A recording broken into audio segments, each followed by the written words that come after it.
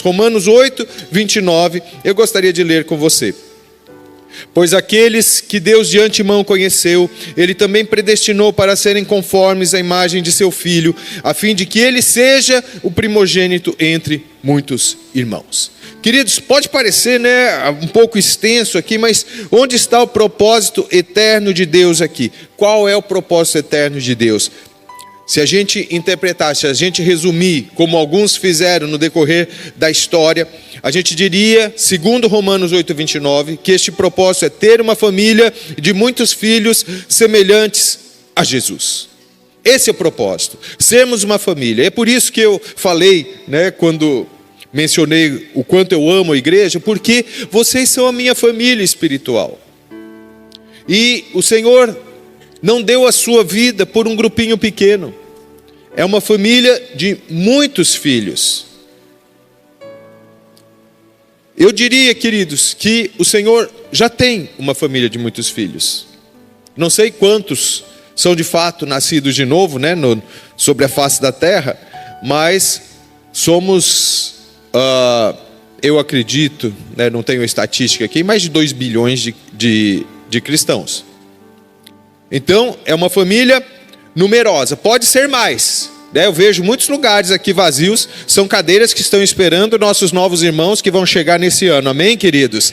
Amém? Nós podemos fazer isso, nós podemos, durante um convite à salvação, como foi feito aqui, ter esse lugar cheio. Precisamos tanto de um mover de Deus, quanto do nosso próprio mover em direção àqueles que precisam conhecer a palavra. Amém, queridos? Então, somos uma família numerosa, precisamos ser uma família ainda mais numerosa, mas não é apenas isso, queridos. É uma família de muitos filhos semelhantes a Jesus. Quando eu falo família numerosa, é porque diz entre muitos irmãos, O verso que eu li, diz sobre Jesus, a fim de que ele, Jesus, seja o primogênito, o irmão mais velho, o primeiro filho, entre muitos irmãos. Então a nossa dignidade é sermos irmãos de Jesus e fazemos parte desta família. Mas não é apenas isso. Semelhantes a Jesus. Onde está isso nesse texto?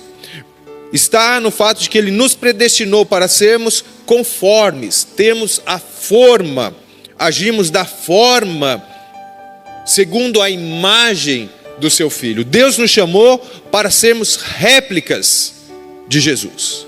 Sabe que logo no início da igreja do Senhor, na cidade de Antioquia, os discípulos de Jesus foram chamados de cristãos. Os de fora chamavam de maneira meio pejorativa, como se fossem pequenos cristos. Eles são seguidores de um tal de Cristo. Então, pequenos cristos. E isso, grudou esse rótulo e se tornou algo, a meu ver, naquilo que se intentou como algo pejorativo, é bem pertinente. Eu quero ser um pequeno Cristo e você deve ser a imagem de Jesus andando pelas ruas de Ribeirão, na sua casa, no seu trabalho. As pessoas têm que ver que você segue alguém, que o seu referencial não é aquela pessoa aqui, ali, nas mídias, seja onde for, no seu próprio trabalho. Não, o seu referencial é Jesus e você é um seguidor de Jesus. Agora imagina, queridos, eu falei que Deus já tem uma família numerosa, Agora, se essa família numerosa fosse de gente parecida com Jesus, o mundo estaria transformado, queridos. E o mundo será transformado. Eu tenho esta convicção, eu louvo a Deus pelo sentido profético. Pelo menos 2 canções que vocês entoaram aqui falam da criação, exaltando o Senhor. Queridos, há uma criação aí fora, decadente, é claro, manchada pelo pecado, mas ela exalta o Senhor e haverá uma nova criação no retorno do nosso Senhor. Amém, queridos? Mas com tudo isso, nós somos parte já dessa nova criação e devemos espelhar isso. O apóstolo Paulo, falando aos Coríntios, ele diz, 2 Coríntios 5,17, que aquele que está em Cristo é uma nova criação. Você é uma nova criação, alguém cheio do Espírito Santo, alguém que deve espelhar a mensagem de Jesus onde quer que vá. Sobretudo, queridos, como isso é relevante num tempo em que tantos escândalos pipocam no Brasil e fora do Brasil, no âmbito da igreja.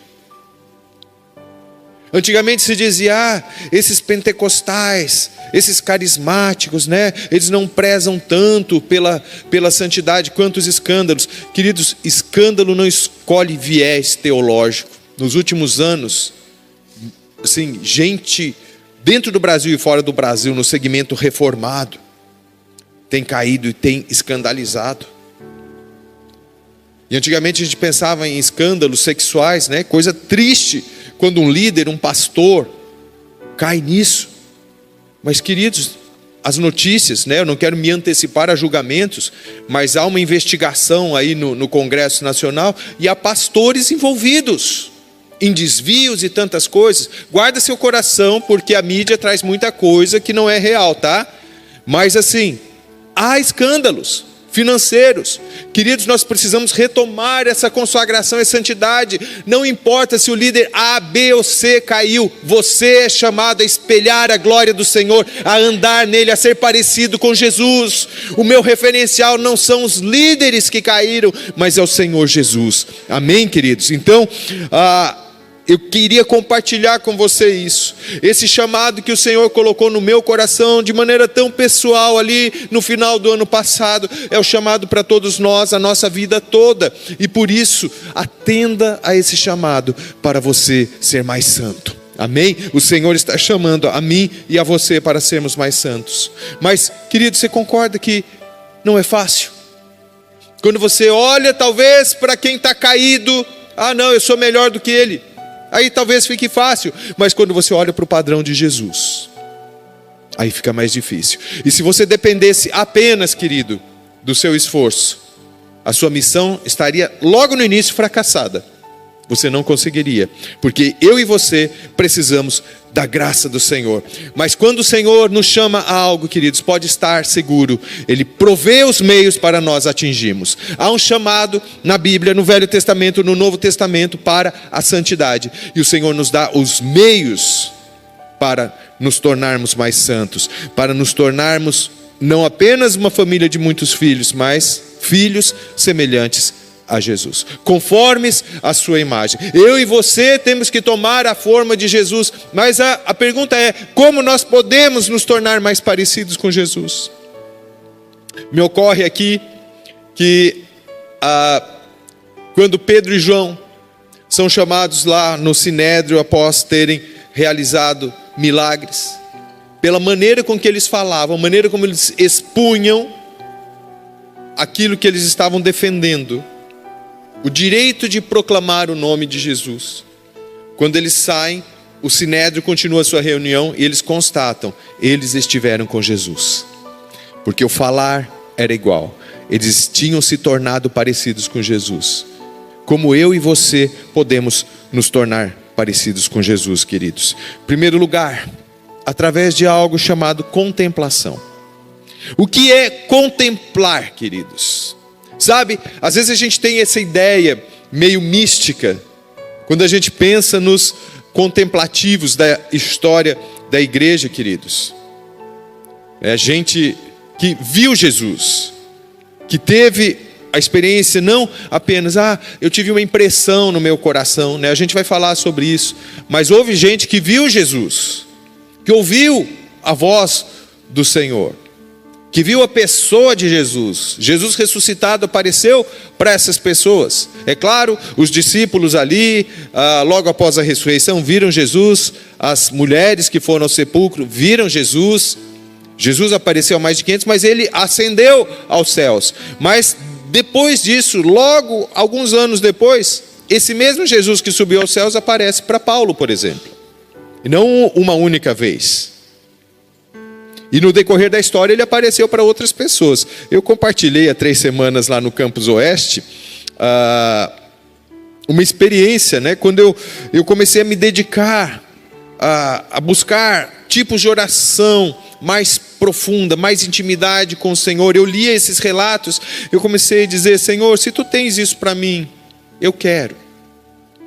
E aí teve um dia, queridos, sabe quando você está dormindo, você está para despertar e você já não sabe o que é sonho e o que já é realidade? Sabe aquele estágio intermediário? Queridos, eu estava ali deitado, quase acordando, né? Está um estágio de semiconsciência. E eu senti uma presença chegando. E eu não sei se era sonho ou realidade. Mas, queridos, eu tive uma convicção. Jesus ia aparecer para mim. Queridos, João, faltou isso. Porque a hora que Jesus ia aparecer, sabe o que aconteceu? Eu acordei. E talvez alguns digam, eu fiquei com um sentimento tão ambivalente assim, porque eu não sabia se eu ficava triste por ter acordado, mas eu tinha uma sensação de alívio também. Porque, queridos, a gente pensa nessas experiências carismáticas tão maravilhosas de arrepiar, e eu gosto de tudo isso, você me conhece. Eu gosto do arrepio, eu gosto de sentir a presença e tudo mais, mas aquilo seria tão forte que houve um sentimento de medo no meu coração. Temor, claro, mas medo também. Porque quando as pessoas têm esse tipo de experiência, e os relatos são esses, desde o Velho Testamento, né, quando Isaías, lá no capítulo 6, descreve a sua experiência, de ter visto o Senhor assentado no trono, não foi uma imaginação, ele viu o Senhor, e o que ele disse? Ai de mim, porque eu vou morrer. E o medo é esse. Então, queridos, esse tipo de experiência acontece. E aí eu estou falando para você que nós somos chamados a ser parecidos com Jesus na contemplação. Então você vai dizer assim, então acho que eu não vou ficar parecido, porque essa experiência pouquíssimas pessoas tiveram no decorrer da história e eu acho que eu não terei. Talvez você esteja dizendo isso. Como eu disse, Deus pode aparecer assim, e essa é uma forma de contemplação. Mas não é isso, queridos, principalmente que é definido como contemplação. Porque se fosse assim, o Senhor não nos chamaria à contemplação. Mas o que é contemplar, queridos? Contemplar não é apenas olhar, não é apenas observar, é você parar diante daquilo que você está olhando. É você de alguma forma deixar que aquilo te impressione e te mude. Você pode olhar uma obra de arte, né? Gosto é gosto, queridos, mas assim, um dos quadros mais famosos do mundo é a Mona Lisa, ou a Gioconda, pintada por Leonardo da Vinci, né? Aquela moça, eu não sei porque ficou tão famosa, na verdade eu sei, né? Porque ela ensina, para o nosso padrão de beleza, né? Ela é meio sonsa, assim, sem graça, né? Mona Lisa, aquela cara assim e tal. Mas se você prestar atenção, se você contemplar aquele quadro, você vai ver a genialidade de Da Vinci.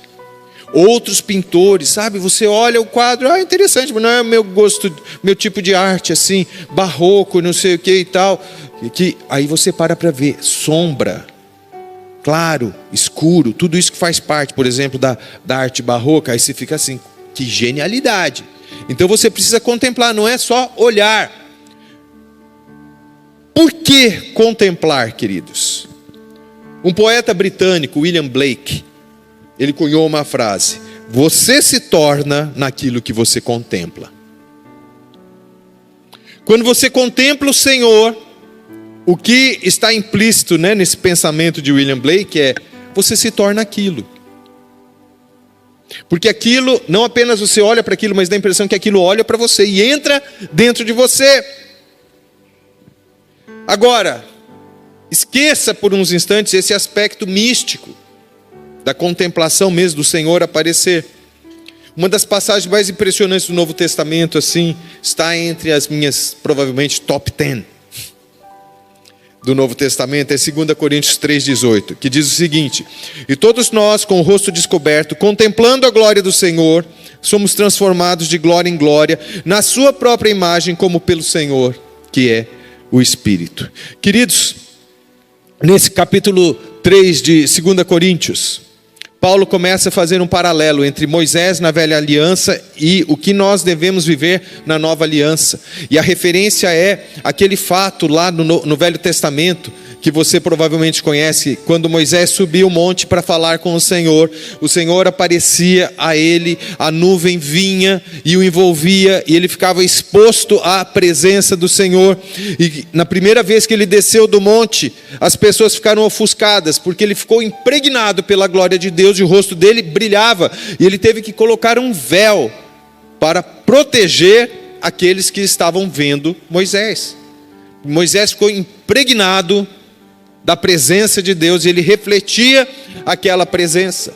O nosso chamado aqui em 2 Coríntios 3,18 é contemplar, não com um véu, mas com o rosto descoberto.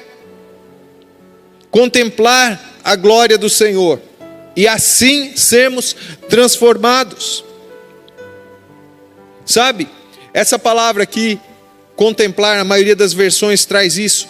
Em outra versão, pelo menos em uma versão em português, traz refletindo a glória do Senhor. Acho que a Almeida Corrigida Fiel traz isso. E a ideia, a palavra traduzida por contemplar, ela pode ser traduzida como refletir. Eu acredito que as duas ideias estão corretas, porque você contempla, aquilo te deixa impregnado, e você reflete aquilo que você contempla, queridos. Mas de que maneira a gente vai contemplar? A gente vai refletir Jesus, a gente vai olhar e vai refletir Jesus. Como nós podemos contemplar se Jesus, de maneira rotineira, não aparece mais?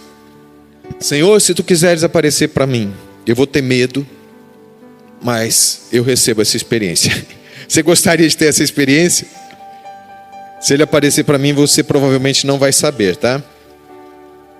Mas eu posso contemplar o Senhor todos os dias, ainda que ele não apareça para mim, ainda que eu só vá vê-lo com esses olhos, aliás, com os olhos do meu corpo recriado, lá na eternidade. Eu posso contemplá-lo todos os dias. Por quê? Como Jesus é chamado no início do Evangelho de João? Você sabe? Me ajuda a pregar. O verbo, no princípio era o verbo, no princípio era a palavra. Você contempla Jesus na palavra, porque ele é a palavra. Você contempla Jesus na sua Bíblia.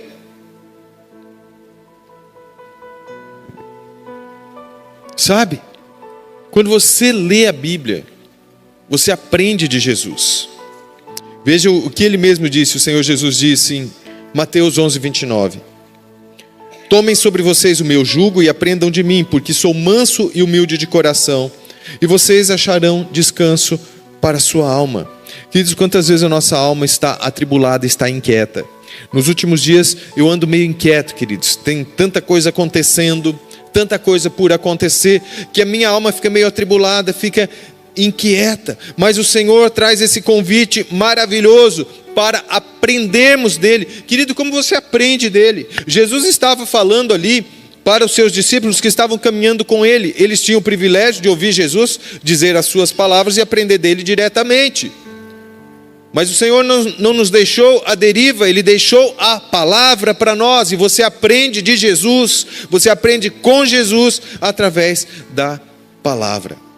Sabe, queridos, aprender dele implica em que nós vamos reconhecê-lo como mestre. Jesus não ostentava títulos, ele era íntimo dos seus seguidores, mas os seus seguidores sabiam que ele era um professor, um mestre, um rabi, como eram chamados os mestres judaicos naquela época. Sabe, queridos, o conhecimento que leva à contemplação, como eu disse para vocês, não é em primeiro lugar algo místico. E ainda que seja uma experiência como essa que eu estou falando para vocês, sobrenatural, extraordinária, de ver Jesus, ela tem que passar pelo crivo da palavra. Suponha, vamos tomar o exemplo de Paulo aqui, Jesus apareceu para Paulo na estrada de Damasco.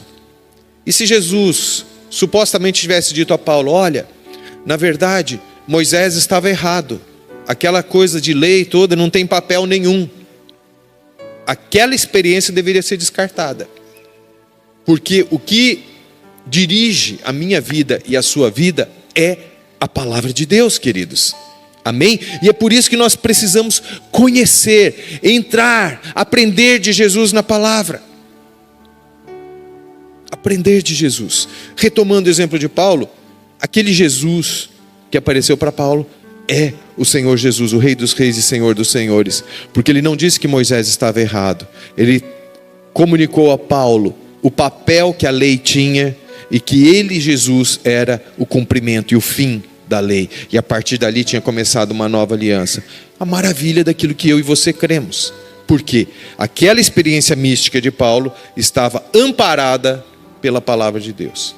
Nós precisamos, queridos, voltar à palavra. É inadmissível que um cristão não leia a palavra de Deus. Eu não quero jogar para você nenhum tipo de culpa, queridos, mas ainda dá tempo de você começar a sua leitura bíblica.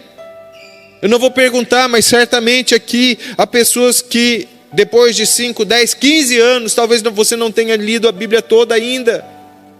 Queridos, desde que eu decidi ser uma pessoa disciplinada, todo ano eu leio pelo menos uma vez a palavra toda, além do tempo de estudo, de meditação e de tudo mais, mas a leitura rotineira da palavra, aquilo vai entrando na gente, aquelas passagens difíceis que você não entende, algumas delas eu também não entendo, queridos, mas elas me alimentam assim mesmo, sabe? Então, desde que eu estabeleci essa disciplina, todo ano eu leio pelo menos uma vez o Novo e o Velho Testamento, e nos últimos anos eu tenho lido o Novo Testamento 2 vezes. Ah, Antônio, mas você deve consumir um tempo assim muito grande para isso. 10 minutos de leitura por dia, para quem lê devagar. Eu reconheço que eu leio rápido, às vezes eu estou lendo alguma coisa, minhas filhas trazem, papai, lê isso aqui, né? Eu leio, que legal. Ela falou, não, mas lê tudo. Não, eu já li tudo, eu leio por blocos assim. Mas tudo bem, ainda que você não leia assim, uma leitura pausada, lenta, 10 minutos você lê 3, 4 capítulos da Bíblia. Isso é mais do que suficiente para você ler a Bíblia toda num ano. 10 minutos de um alimento.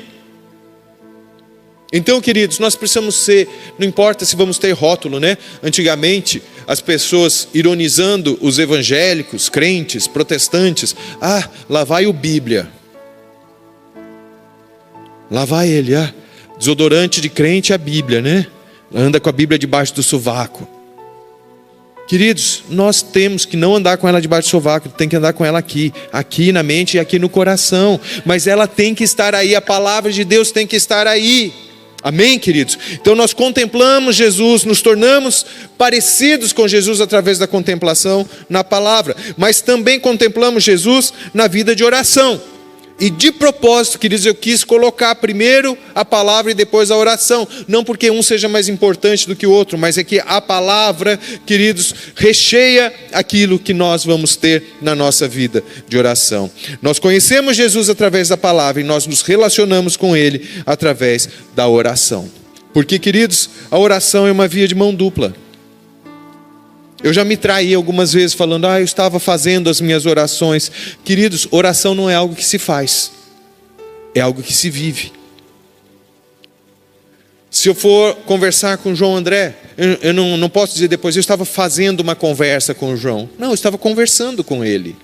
Eu estava me relacionando, compartilhando, falando, ouvindo. Não é monólogo, é conversa. Nós precisamos falar com o Senhor e precisamos ouvir o Senhor. Às vezes as pessoas dizem, mas como que é isso de ouvir o Senhor? Antônio, você acabou de falar que a maioria das pessoas não terá uma experiência mística de ouvir a voz audível de Deus e tudo mais. Queridos, não é disso que eu estou falando de uma experiência prática a partir da palavra, na oração, o Senhor nos fala. É interessante observar que muitas vezes os discípulos de Jesus, após a ascensão dele, continuavam a receber direção dele quando estavam orando.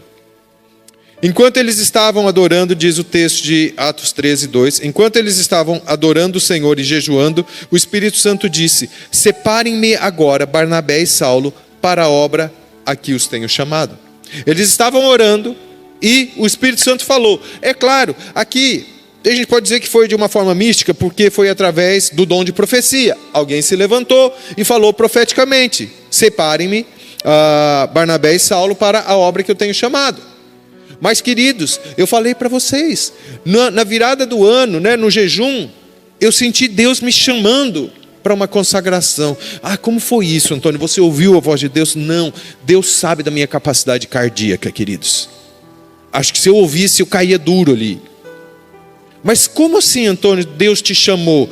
Aquela impressão. Querido, se você parar para ouvir Deus, Ele vai falar com você. Não estou falando aqui uma frase de efeito para te encorajar. Estou falando de algo que é praticamente matemático, queridos. Se você parar para ouvir Deus, Ele vai falar com você. Há um nível profundo de oração, e não é nem isso que eu estou falando, né? Uma vez perguntaram para uma mulher de Deus: como que é a sua vida de oração? E ela falou assim: eu me sento e fico... o que você fala para Deus na sua vida de oração? Ela disse: eu não falo. Eu me sento diante dele e eu o ouço. E aí perguntaram para ela: mas o que ele fala? Ela falou: não, ele não fala. Quer dizer, um nível profundo de oração. E eu estou aqui não falando exatamente sobre isso, mas estou falando sobre a necessidade de você, de fato, se sentar ou estar ajoelhado, deitado, não sei como, mas preparado, não apenas para dizer para Deus aquilo que deve ser dito, mas para ouvi-lo também, contemplá-lo, tendo como pano de fundo a palavra de Deus. Queridos, como nós precisamos resgatar esse senso de ouvir a voz de Deus. A gente vive mais do que nunca na história da humanidade, num tempo de ativismo, num tempo de Marta. Sabe a história de Marta, né? Correndo de um lado para o outro, enquanto a irmã dela estava escolhendo a boa parte. A correria vai ser tirada da gente um dia, mas a boa parte, a presença do Senhor não vai ser tirada. Você precisa escolher a boa parte. É claro, não estou falando para você ficar, não, hoje não vou trabalhar porque o pastor falou que eu preciso ouvir a voz de Deus. Não. Ser maduro para saber que não é isso que eu estou falando. Mas no tempo que você tem para falar com Deus. E deixa eu dizer algo para você. Você tem tempo. Você tem tempo. Estudos recentes foram feitos nos Estados Unidos, mas no Brasil não é diferente. Descobriu-se assim o tempo enorme que as pessoas passam nisso aqui. Há uns 15 anos, o pastor John Piper, um pastor americano, disse que Facebook, Twitter, agora TikTok e tantas outras coisas serão a prova no dia do juízo que nós não poderemos dizer para Deus: nós não oramos porque não tínhamos tempo. Porque nós temos tempo. Uns mais, outros menos. E o que eu estou dizendo para você, no tempo que você tem, não apenas fale, mas pare para ouvir o Senhor. Amém? Vamos nos tornar parecidos com Jesus através da contemplação. Mas como nós podemos continuar a nos tornar parecidos com Jesus? Aqui a coisa vai pegar para alguns. Através das provas por que passamos, queridos. Sabe? Uma maneira de nos tornarmos parecidos com Jesus, e alguns dizem que a principal maneira é seguindo os passos dele também nos momentos difíceis. Sabe, queridos, na carta aos Hebreus tem uma informação, eu diria que intrigante, a respeito de Jesus. Hebreus 5, 8 e 9.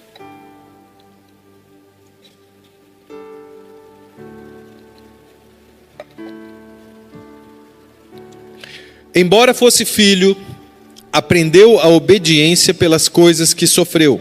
E tendo sido aperfeiçoado, tornou-se o autor da salvação eterna para todos os que lhe obedecem. Porque eu disse que essa informação que a carta aos Hebreus traz é intrigante. Embora fosse filho, aprendeu a obediência. A impressão, numa leitura superficial, é que houve um tempo então que Cristo não era obediente, né? Se ele aprendeu é porque ele não era. E diz aqui, tendo sido aperfeiçoado, mas ele não era perfeito, ele não é Deus. A ideia, queridos, é que Jesus, perfeitamente obediente, totalmente obediente, na jornada terrena, ele precisou demonstrar a obediência. Por quê, queridos? Na sua glória passada. E Jesus, quando se encarnou, ele abriu mão da sua glória e não da sua divindade. Ele continuou sendo Deus, mas abriu mão da glória. Mas na glória passada, ele não tinha um obstáculo para obedecer. Não tinha sofrimento. Concorda comigo? Mas aqui na sua jornada, o sofrimento maior que alguém pudesse passar, Jesus passou. E é por isso que diz que ele aprendeu, ele demonstrou, aquilo que ele já era perfeitamente obediente foi demonstrado nos obstáculos. As pessoas não puseram em dúvida de que ele, na eternidade passada, tendo sido obediente, aquilo era uma prova de sua obediência. E muitas vezes é isso que acontece conosco. Aqui diz que Jesus foi aperfeiçoado. Não é que ele era imperfeito, não. Aperfeiçoar, essa palavra traz a ideia de totalidade, de completude. Ele foi completamente perfeito através dos sofrimentos. E quando nós atravessamos os nossos sofrimentos, queridos, nós vamos nos tornando parecidos com Jesus nisso. Sabe, queridos, a vida cristã é maravilhosa. Você vai provar muitas vitórias.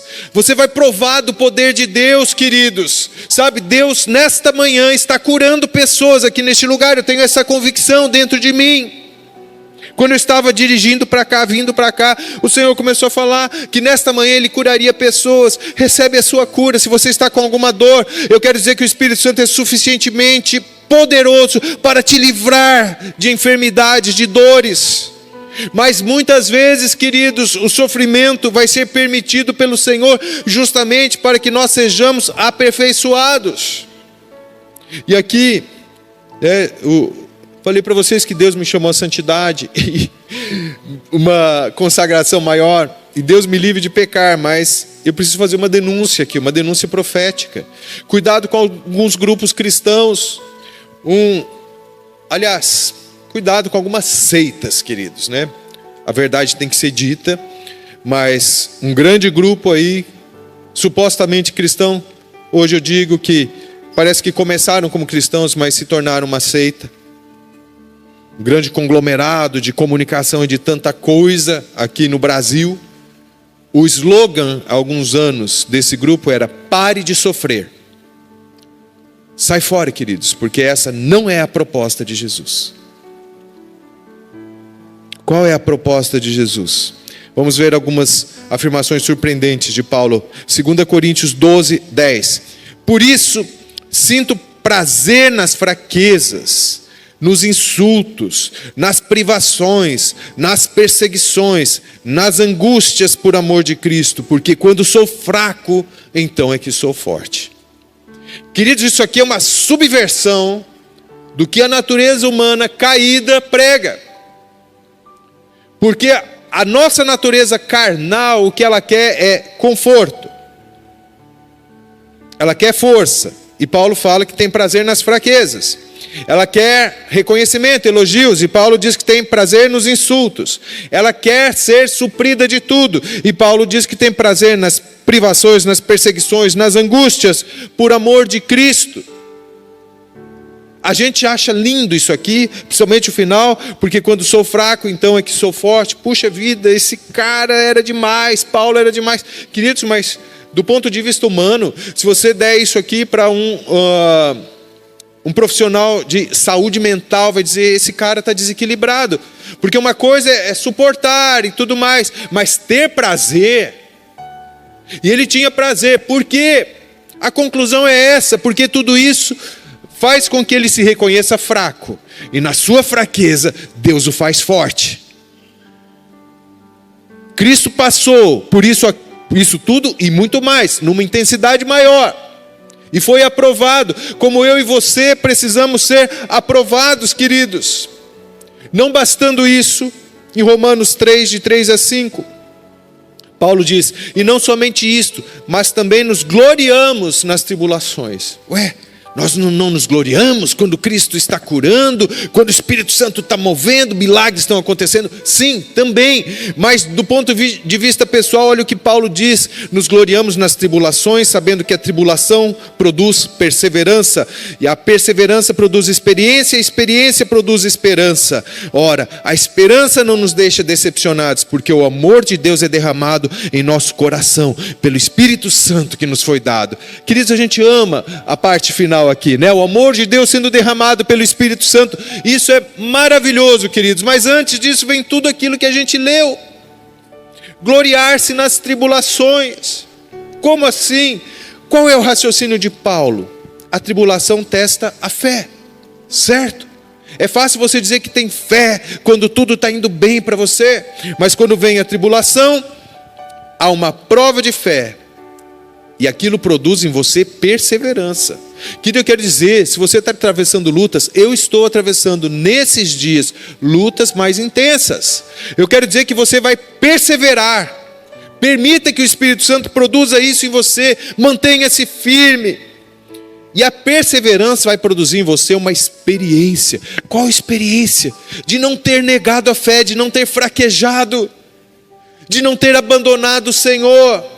E até mesmo uma possibilidade, não uma certeza, mas uma possibilidade de que aquela situação seja revertida. Um livramento que Deus pode trazer para você. E a experiência produz esperança. O que é essa esperança, queridos? A esperança de um futuro glorioso que está adiante de nós, queridos. A nossa vida não termina aqui. Eu diria também que não termina nem no céu, queridos, para onde nós vamos se Cristo não voltar. A nossa vida, na verdade, não termina e ponto final, ela não termina. Nós temos um futuro glorioso e habitaremos em novos céus e nova terra onde habita a justiça. Nós temos essa esperança, mas não projetamos apenas para o futuro. Essa esperança é para aqui também, nos livramentos, mas sobretudo, queridos, algumas vezes, talvez o Senhor não vá trazer um livramento, mas sobretudo o fato de sabermos que no meio das nossas tribulações, o Senhor está conosco. Nesta última semana, eu não me lembro o nome dela, queridos, faleceu uma influencer jovem, não sei quantos de vocês viram a notícia, cristã, Isabel Veloso, né? Testemunho dela num podcast, num dos podcasts mais famosos do Brasil há alguns anos, com o Vilela. Vilela, que é meio insensível, chorou ouvindo aquele testemunho. E pessoas, como isso é triste nos nossos dias, os chamados haters. Sim, ela não está doente nada, ela quer aparecer, ela quer se promover. Semana passada faleceu. Um câncer incurável. Deus pode curar câncer incurável? Pode, eu já vi Ele fazer isso. Mas no caso dela, de alguma forma, ela sabia que ela ia partir. E com tudo isso, ela decidiu se casar e ter um filho. E deixou um testemunho. Com a certeza de que Deus estava com ela. Querido, Deus está com você. Muitas vezes vai haver livramento. O apóstolo Paulo, em direção a Roma, navio sendo despedaçado, ele falou, não se preocupem, ninguém vai morrer. Deus trouxe um livramento. Mas no final das contas ele morreu. Adiante, anos depois em Roma. De uma maneira terrível, diz a história, ele foi decapitado. Não houve livramento ali, mas uma coisa ele sabia, Deus estava com ele, nas fraquezas ele se tornava forte, porque era a força de Deus que o sustentava. Querido, eu quero dizer para você, que sofrimentos fazem parte da nossa vida. A sua escolha tem que ser, eu vou sofrer com Deus ou sem Deus. A presença de Deus dá um sentido ao nosso sofrimento, queridos. O seu sofrimento não pode ser em vão. Ele tem que produzir em você o caráter de Jesus. Essa resiliência, para usar uma palavra que está na moda, né? Essa capacidade de resistir, que sozinho você não consegue. Eu estava preparando esta palavra, queridos, e eu estava pensando, não, o chamado não é para um tipo de masoquismo, ter prazer. O sofrimento pelo sofrimento, a dor que ele me provoca me dá prazer. Não, isso é doença. Mas a dor que ele me provoca, se eu estiver em Cristo, aquela dor me transforma em alguém mais parecido com Jesus. Amém? Eu me torno semelhante, para usar uma expressão que Paulo usou, que é meio enigmática, completar aquilo que resta dos sofrimentos de Cristo. Queridos, o sofrimento de Cristo, o sacrifício foi perfeito, mas eu tenho que me identificar também com Cristo, na semelhança da sua morte, se eu quiser alcançar uma vida ressurreta.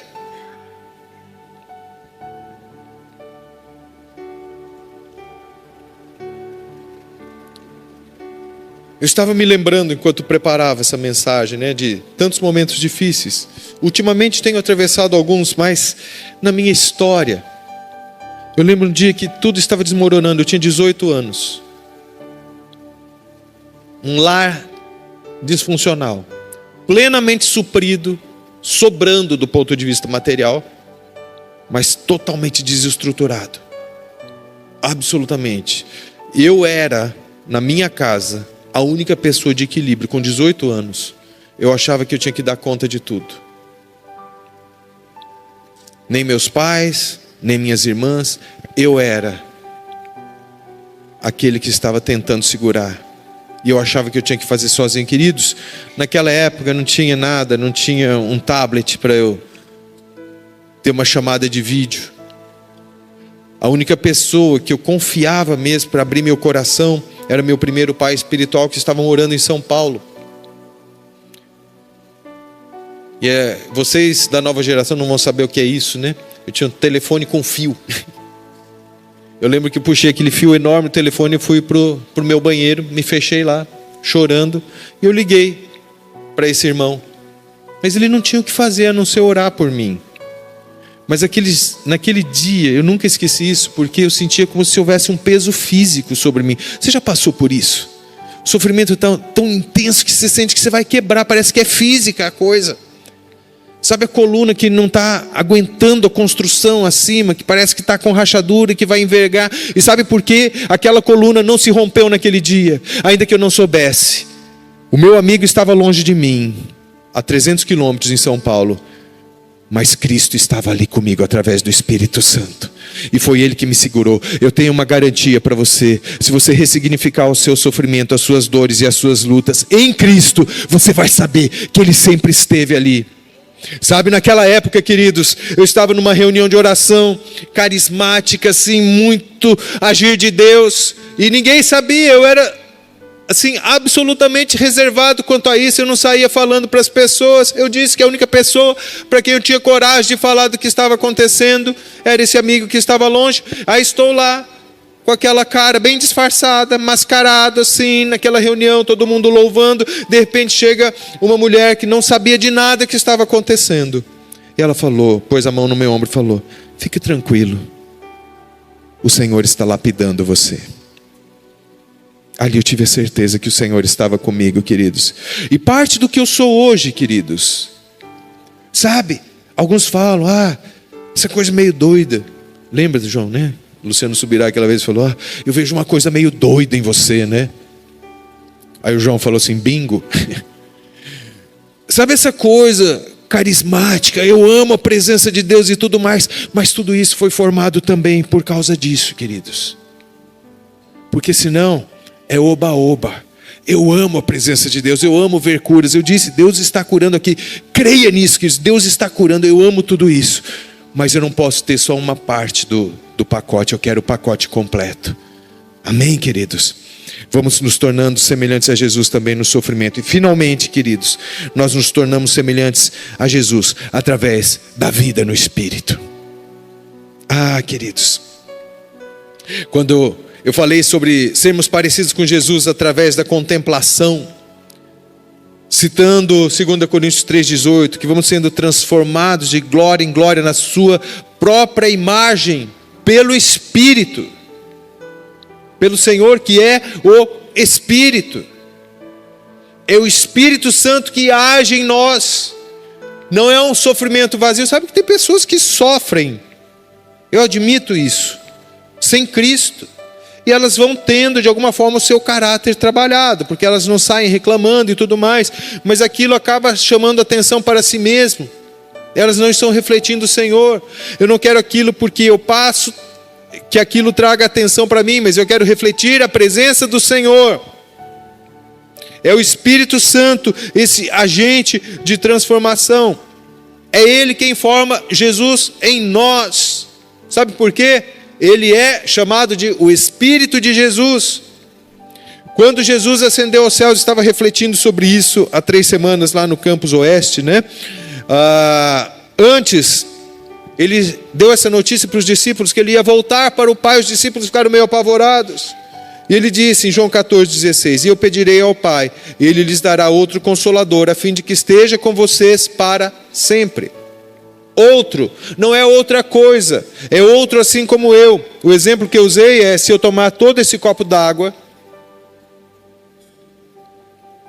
e eu continuar com sede, e o pessoal da recepção gentilmente me trouxer outro copo d'água, será outro copo, mas será a mesma substância.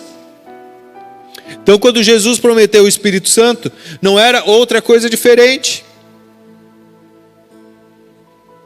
Era outro assim como ele, para cumprir o papel dele. Jesus estava trabalhando na vida dos discípulos para torná-los semelhantes a si mesmo. Quem continuaria esse trabalho seria o Espírito Santo. E eu quero dizer, queridos, que eu e você temos o Espírito Santo. Se você nasceu de novo, se você rendeu sua vida a Cristo, se sua vida pertence ao Senhor, você é a habitação do Espírito Santo. Por isso, Jesus disse, a fim de que Ele esteja com vocês para sempre. Ele cumpre esse papel que Jesus desenvolveu na vida dos discípulos. Você ser formado, um discípulo, tem que ser parecido com o mestre. Deixa eu dizer algo para você. Não há neutralidade. Você sempre está sendo discipulado. Alguns, queridos, estão sendo discipulados por aquilo que vem nas redes sociais. Toda informação que chega até você, se você permitir, ela não vai apenas informar você, ela vai formar você. E eu tenho que escolher aquilo que vai me formar. Eu não aceito nada que vá contra o meu formador principal, que é o Espírito Santo. Amém, queridos? Dito isso, queridos, é claro, estruturas de discipulado são preciosas. Nós somos, graças a Deus, uma igreja formada numa estrutura de discipulado. Tem gente que nasceu no nosso meio e não faz ideia, acha que toda igreja tem discipulado. Não tem, queridos. Muitas não têm. As pessoas ouvem a palavra do púlpito, se quiserem seguir, seguem, se não quiser, não segue. Tá? Graças a Deus pelo resgate disso, uma das mensagens proféticas mais poderosas que o nosso pastor tem passado para essa nação e até para outros lugares fora do Brasil, o resgate da mensagem do discipulado. A gente sempre está sendo discipulado por algo ou alguém.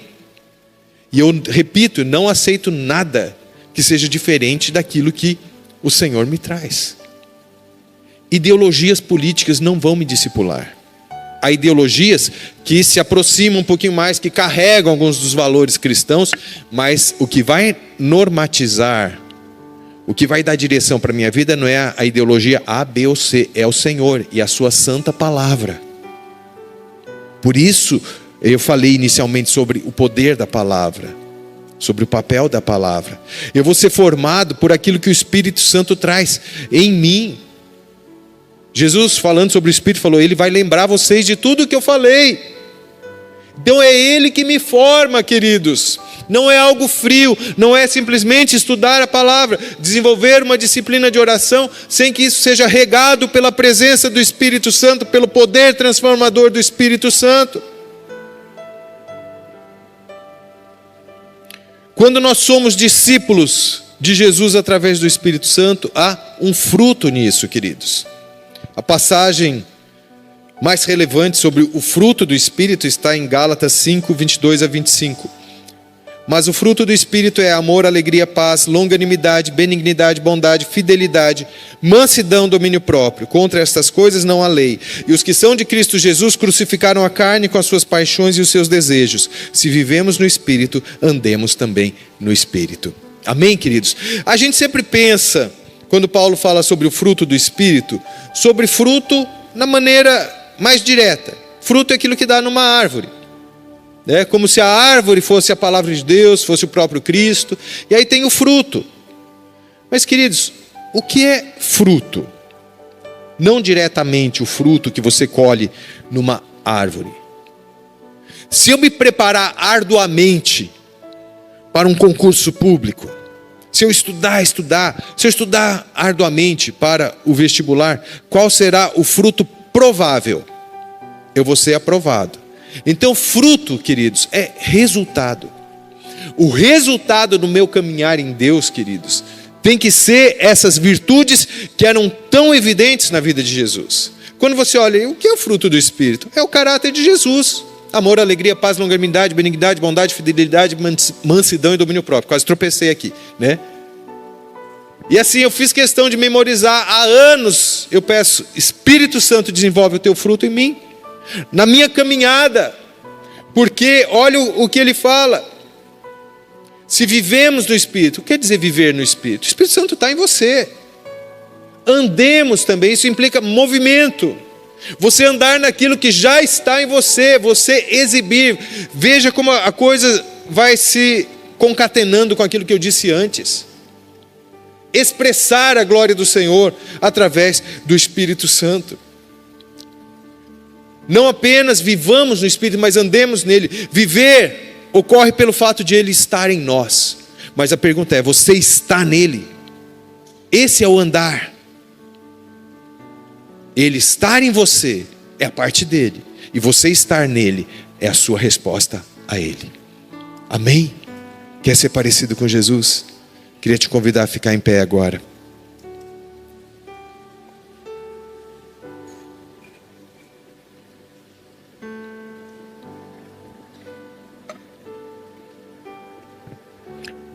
Sabe, queridos, sermos uma família de muitos filhos semelhantes a Jesus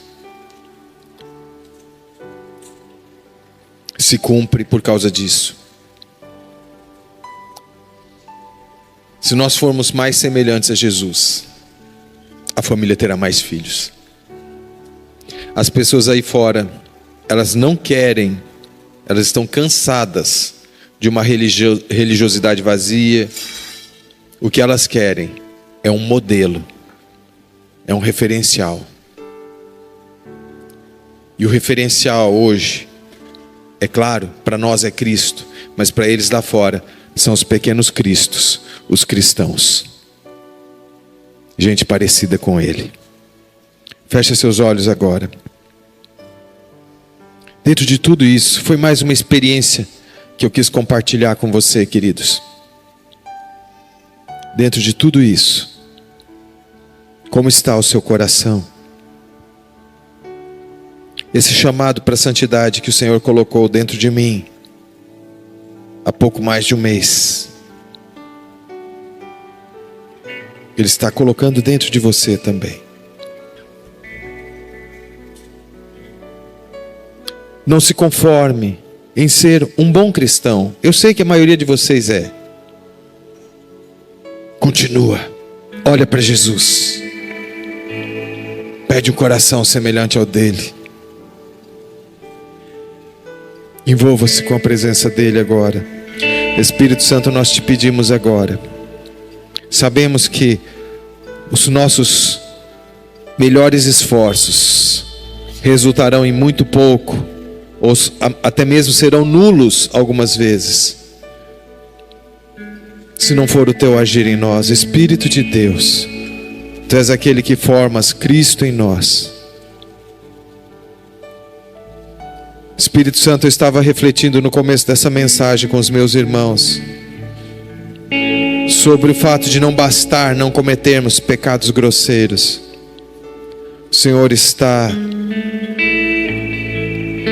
nos chamando. Eu reconheço isso, Deus. Tu estás nos chamando a olharmos para dentro de nós e compararmos aquilo que está dentro de nós com aquilo que nós devemos ser. Ainda que tu nos ames como nós somos, tu queres nos transformar mais em mais, de glória em glória, na tua própria imagem. Faz isso, Espírito Santo. Dá-nos um coração igual ao teu.